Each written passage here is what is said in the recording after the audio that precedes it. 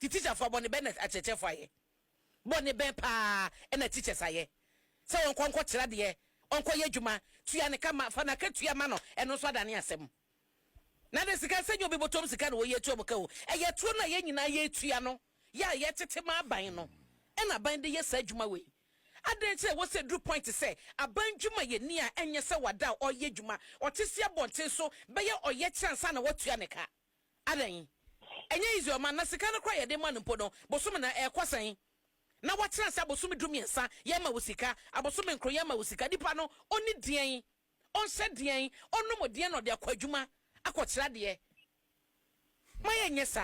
Brofu bebre no omoko Jubilee House ye niaba Bridget Rebecca say ni aka brofu titi no makwa kopiebo ha no akwa finance ministry brofu ten brofu na ti no action no wen by now na ke who release aba yes ye Jessica mu controller take over omo Jessica mu dia teacher for abohwe man na watwe na abotwe me ye ntehwe omo fo musika ma wom.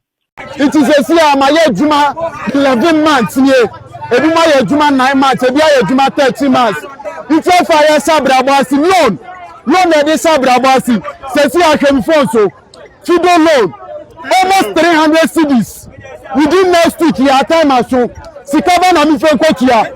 Ya tukuro ne so da so. Bone bay. Nkakra ya jije fra na fofo so mbawo. It is sika mi sanka yempo. Aba mi dini nyire tu alone. Iti boni aya ni say teachers for na. And anu boni aya ni say teachers for na. Iti say say post school man e dey na ya dey ko. Listen, town floor. Ya kwasre ni ya didi ya ko free kenke. Ni ya free diane. Iti ya boni say teachers for na. Me kuraho. Ofra na fofo amfa. Ofra busuafo amfa. Ifro bia na mo show. Iti boni aya say tirade na. Yasi yenye galamse. Yasi yen kwase. Yasi yenye tutu asem. Ya be tirade. Na dia ya tire so mu dia yeka. Oh. Enne samanji misika mi free anko. Manji misika mi free anko. Ene lombe bi omunye. So me te ha ni so me te ha. So me te ase. Ah, iti omo mo ba su na ye tu omo ka to force on GP.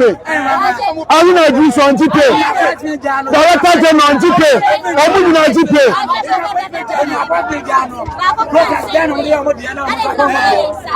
Yes, our Facebook on my man come bia jina haya. Na wochwe mu de ba ya komo kase bia. E beto mu ayeka. Eye KNUS assistant head teacher. Ye ne se no ya academics. Ye hunu se wani suku ni akwada ba ya bakwa wo mu ejina tese camera ni mu a headmaster sa enna ne makwada yi ba bi ne nufusu ni ade ma ho sa mo je ne ho me na owura chas kwakwase edu ye kasayi Ghana Education Service wo mo hye nwumasua seseye no wo mo tese wo fu na dwuma to ho na won tena nten na ehwehwemu enkoso yenka bi se mu ye nwie ye bra Facebook na be video ya ye kote ya yeso oti mantemu ne jase kan mansi ni ho no ma na suku bi ho no so senior high school eye okaja krom dia beto dwane say teacher ni ni akwada ni abaya pautim say abaya na tade na se no eye techeki bi na se no na akwada yi teacher ni office akwada yi da form a full flat yo na teacher ni ahwe nyame nim apia ne trousers yi e dia kofom ena ne se wani so hunsa won ese wani pe so be head ekoso na sebra ekoso dan ni mu no na mrante mienu bi so temfitire ya emse to kro bi da baabi enti ho no wo de phone no ase enti hwe se wo mo etwa video no photo to be hima na afi wo so kakra na samba na se head teacher no wo hunu de ekoso no wo bisa se eye won ya hwan na se ho no enti wo bisa ya na boys e basa no ma ye din e basa no ma ye din na che se ekoso video na te he na ne ekosimafo abribre ni kakra wa bribia ni pa se wonya nsia video ni bi wo hono de a enne na da he na yenko tie video ni kakra de na ekoso mrantie na etwa ensema na wo mo eka ebra teacher ni krompo hunu so wo bi teta wo mo na wo bisa say who is there when na wo hono ensema koso tie we ye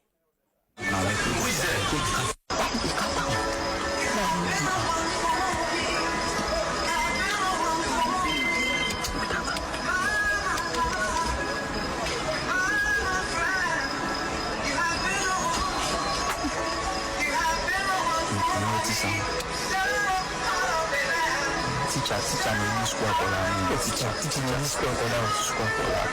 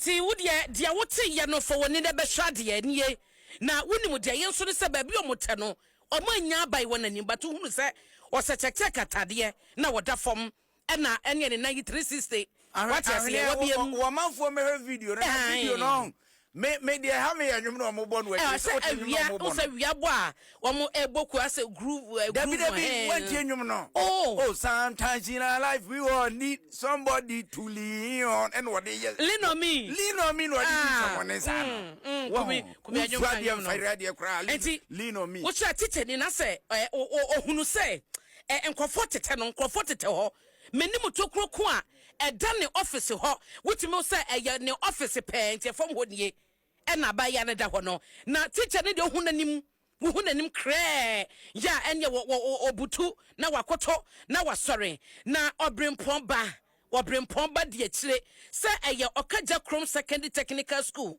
ye no ewo jase kan mansini mu ewo timante be ho na asem ne siye na video beto monte so ye yire ni se diabetes chane ne ho ededodo ye misa say no wagutu ye na dwuma ana sade na ba na asem na si breben ni obrempon ba ko school mu hodom de a teacher for ni school mpanyifo eka de ye nkote ne mom ye so ye head of department HOD or your head of department na what in the office no there by ye akwose obrempon be mahao abna pokua ahwen ne mejo so mi niaba na dia koso yi dia nim so akosuku mu honom eyampa sa head of department ya share the video e wo Facebook ho yi suku mu hono wo abaya no so ye honom asem en ye kan ya na me niaba beda se obepie mu e wo sana na o ka ne e twa eguo e wo ye video tenten so a e ya de a kesi ST e wo okaja krom senior high secondary technical school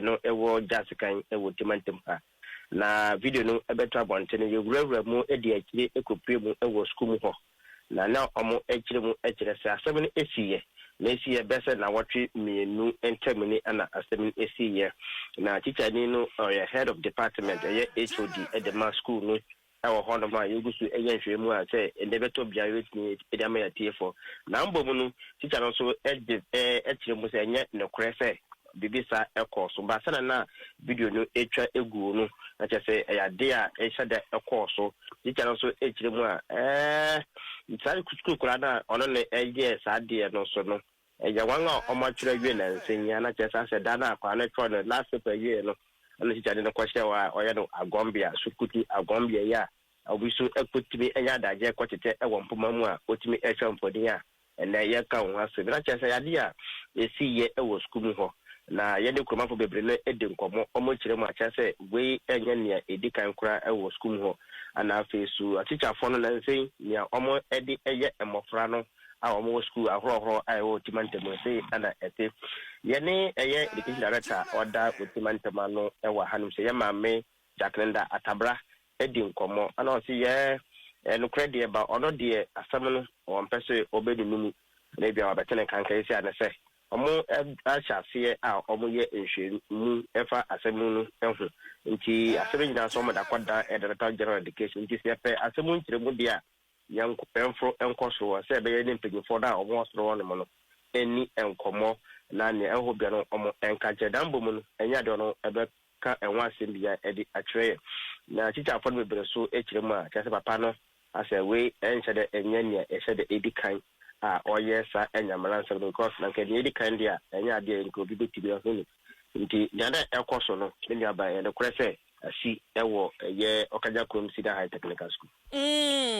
Na abaya no system biem na nkrofo akeka so wonye students o no wonko school wo ho ne ade na wokọ school wo ho na wogusu kọ anasa tesesi so biem eye won a omo atwere awie na Sida kesa ya de okọ school ewo ye Okaja Krom Sida High Technical School hono na kesa won a na senya bese na twemi no mo prewie ye no omo emu ba ko na teacher yi etimi ekoche na oye no sa nyamra nsem ya ide beto monten na school na fe no ma ho video no anase abadada na pie na pie ma abonten amanfo chebo na kese eyade a aba mene mpelifo bebre edi nkomo e waja aseka ho me ko assembly ho ye ne mpelifo bebre a omo pese omo meba omudin ababe pata sa asemi ba mo chema video na aba bese na watinte mu nkrani a video na aba kese na afi na yembum yensa aka yedi akire na kese asem ne si ye no na kese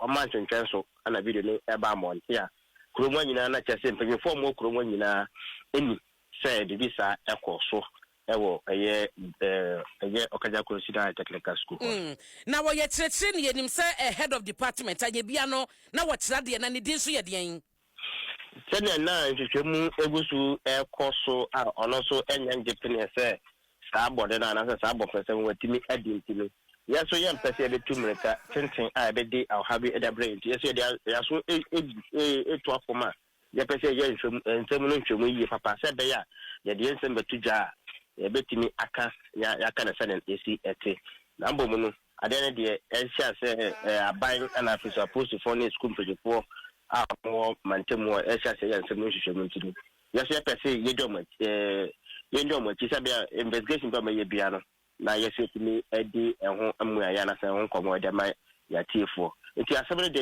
yenim ye won sebo no sade na esiti but enti na se ye ntwemu a ye ntino ye pese betu mampambrikanti no mo ma ye nkoso enfe ye ni endi asebere chi ye besi bia no ye mfa enti ya tiefo Matu Abrimpomba moni adwuma wate video na da ho no komi on se wo sori won aha na so wotete ya ni bi wati ho no e na no wo sori hwe ya se wuja atata e be da ho ni hey HOD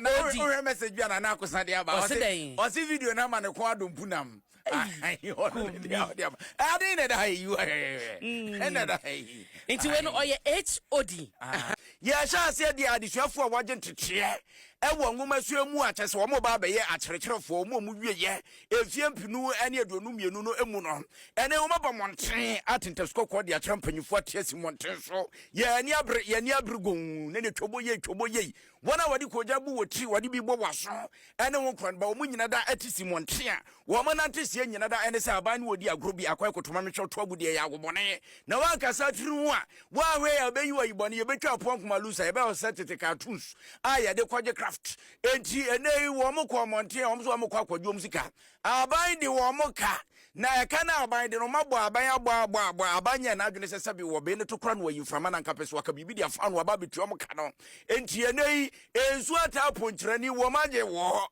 mo kwa no makwa kwadwo musika ye agi esike part 1 and 2 ene no wadi atiasi monten ti uba Facebook YouTube TikTok ani Instagram a video no e bia ho dendenden dia kyese wo mo yo ye kyere no afi wo ye kyere ne koso ye hu se panyini ba akosa die wosi nam ne ade die as wo hu ade o ana ye kwa ya se no kre a kyese bi mu hu ade ene wam se ha se de no ma ti kika kwa ne de e wo se wo mo so de wo mo gimu bi se de be ye wo musika sam de betumi aba esa se sika na e ya kya dodo aban wo ya da ne kade bu na ma ne ma hunu ye mfa tutu ka na nipa ni bia wani hu na de demonstration wo de wo mo gimu ne ye santroni atwetwe nkomo. Yes, in as much as His Excellency was able to listen to the cry of tomato farmers and make sure that their cry was heeded to, in the same way, he can listen to our cry and come to our aid.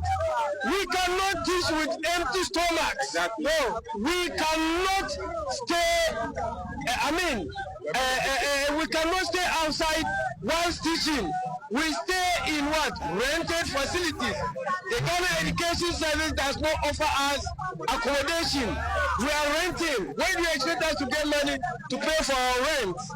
I mean, I, for example, I walk every day to my school. Those of you who know the Cape Coast Highway, I have to cross that highway every day to get to Ghana National Basic to teach. Yesterday, an accident happened there. So it is risky. We are pleading. We are not merely presenting a petition. Enti omafo no bia wo ye oyekere na ateso ani adukase ebo etwetwe nkomo no se de otinija ho en wonim se de sihihye ne fa ye kan no achi awose agro ye de obeka se na mo kire mo na aban no kra wo ba ye nche no se nto wada ento wada wahu ye kwati aduromre no ane han azu wanguram ade achi enopo mo so mo kodwom wo mo to body wo mo to mbako mo to kako wo mo to kobi no ho kro ne ba be bonkwade wa ubetimi de wonsa pan akwasa wo de kwa akwoto no ma ho enya de de be ma ani ti no ani abrese krodo motofo ba bia wo chia ne panu wo bodade so kwakwa na chese ho ne hia no wo mu sika se me hia mo pa chechefo ni bi nsem nie. Not the intimidation, not the arrest. You can testify. What Abronya said wasn't bad. What did he say? Me, I don't know. I've forgotten. No, but we dia mon fan chen ne no ai ato afas we ya mpa ho ye bɔ mɔden se ansa betimi aka wo na kwabransia eye nsentro ni a odi yinachi ai kwabra nyamae wonyamae intino wo ba Facebook ni YouTube na ba behra na ne anibre pa anibre na wonim se wo ya kire no mampanyina kachi o mampanyina kachi no mo so wo mo kɔ no wo mo de wo mo ha nyina da akoto mampanyina ni ma ja wada ne wo ma nyina da eja na afi wo asem bi ka kire wo mo a se wo gigi binum so ya no waka ye wo mo nsem nyina da eno na ache se wo ba Facebook a wo ma mu dia ni mu no mienu wo ba ko be ma ba ko wo ba no wo hyeburu be ma no wo hyela kos ena ache se wo mu kuta wo mo puma na ya wo mo de nante he ene kuta wo mo a wo mo de na ma ache se de ekoso ni nyina na ye de ho nsem aba na ni nyina da emu no panyini ba ko embre bia atwa mu no ye nsentro ni se kopie mu mampanyini akachia eja wo kasama afu ni bi wono na ba ya wo beje sakrata no a wo matro mo ha nyina da ade aguso ma mampanyini brigitotu ne nsema wo de tuja. You know that the buck stops here. He is the president, so the buck stops here. So it's good that you have come to the presidency. You said you have engaged the ministries, finance and education, but you're here. And you know, this government prioritizes teachers. I think we should take that into consideration. Look at the no fees stress policy. First year students had their fees cleared. T-shirts, we don't want to see our T-shirts marching on the street. It's the last thing we want to see.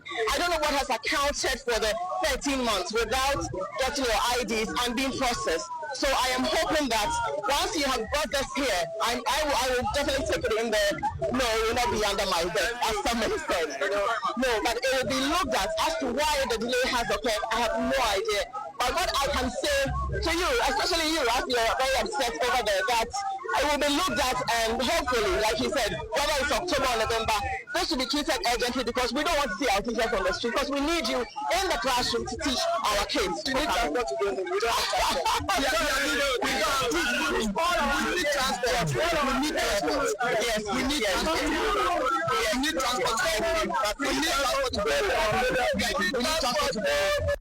Where the course woman penny akache emra eja so fo ne ba ko brigitotu wo begina mampanyina na mu neja wo baje nkrata no wo wie ye na achachefo ne sesabe mi kwatwa mi dua ne ma enya ntwa mi pieto enka wanzam ho enti so wo maje krata na enya hwe so wo musika botre ne kura na aban enya mfa wo mo emomo a lolly fed wo mo je de free aban wa sanza abo ne de eja akwa ye nya na kwa enti wo mo je lolly fed minim so wo mo saka wo ana so wo mo da so ho ana se bia dia ne de wonam daade won hempo bo afaya ko achi kakra wonan na wo mo de beto fom na akọ ye bo modern se ye sentwroni a wo kwabransia ye ne ne betwetwe nkomo na agya de ekoso bia no wo de ho nsema to anim nana wonyama ayu